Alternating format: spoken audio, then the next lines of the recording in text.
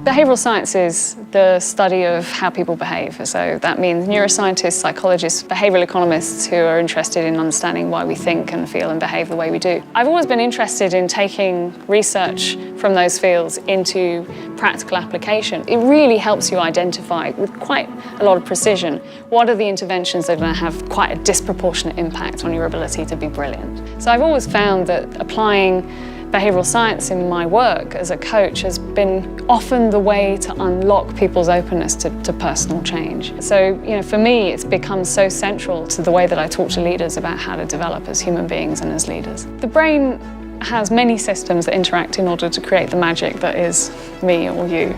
And there is a way of thinking about the brain which is sometimes known as dual process, sometimes known as two-system, and that is the fact that we have our conscious brain and we have our unconscious brain. Some people call that thinking fast and slow because the unconscious part of the brain works very fast and the conscious part of the brain works rather more slowly. We need both of those for us to be thoughtful, rounded human beings. In fact, research suggests that when we have issues with either one of those systems, we actually cannot make good choices and good decisions. If our automatic system is impaired, we start to overanalyze everything. If our deliberate system, our conscious brain, is impaired, well then it becomes very difficult to do the kind of good reasoning, self-control, planful thinking that we use when we're being our most grown-up selves. What we often call intuition is actually learned patterns that we've observed that have become internalized and that we're tapping into in our sort of the automatic part of our brain.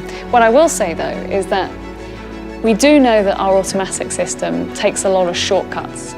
The idea is to lighten the load on the deliberate system, which doesn't have that much mental energy. If you're making a big investment decision as a leader, you don't really want to decide to invest in Italy just because you had a really nice Italian meal. You want to make sure that your deliberate system is doing all the careful thinking, the evaluation of the pros and cons. You don't want your automatic system to be just taking automatic decisions. And unless we slow down and very consciously say, this is an important decision, so I might be making a few shortcuts I'm not even aware of. I think it really helps to be a good leader if you can be aware of that very natural instinct to make quick decisions based on, perhaps these shortcuts rather than, slowing down and checking your blind spots and saying, what might I be missing here? If there's groupthink in the environment, what is it that we're all agreeing with because everybody else is agreeing with? That's a shortcut.